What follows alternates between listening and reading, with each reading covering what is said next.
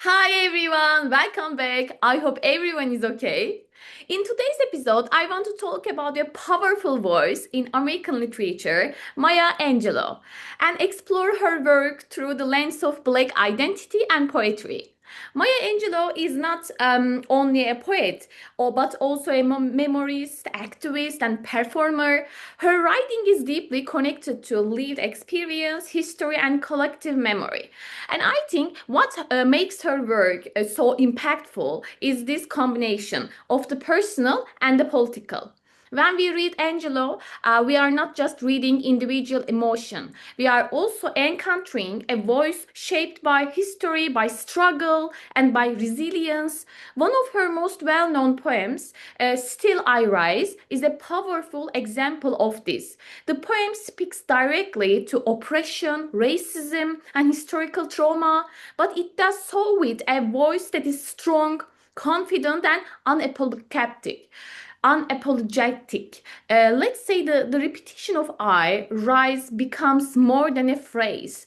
It becomes a declaration of identity. From an academic perspective, we can think about how Angelo constructs voice in her poetry. Her voice is clear, direct, and accessible, but at the same time, it carries a deep historical and cultural meaning. It is a voice that refuses silence, and this is especially important when we think about the historical marginalization of Black voices. Angelou's poetry reclaims space. It insists on being heard. Another important aspect is orality.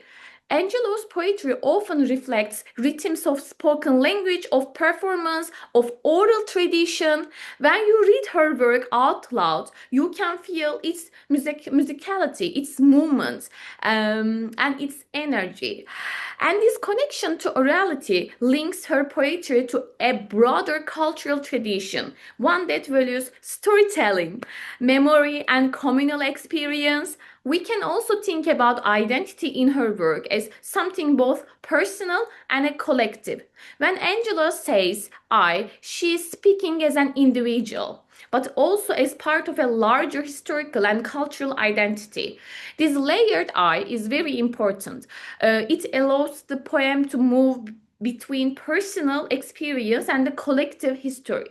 From a thematic perspective, her work often engages with the ideas such as resilience, dignity, self-definition, and resistance.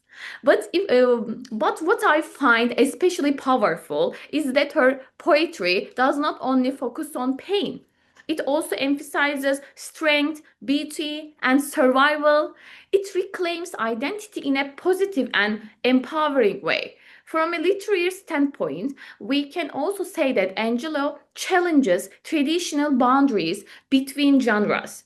Her work moves between poetry, autobiography, and performance, and this fluidity reflects the complexity of identity itself. For me, reading Maya Angelou feels both emotional and grounding. Her voice is powerful but also very human. It speaks of struggle but also of hope. And I think that balance is what makes her work so enduring. So now I would love to hear from you. Have you read Maya Angelou?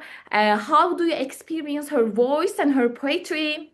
Thank you so much for watching, and I'll see you in the next episode. Bye!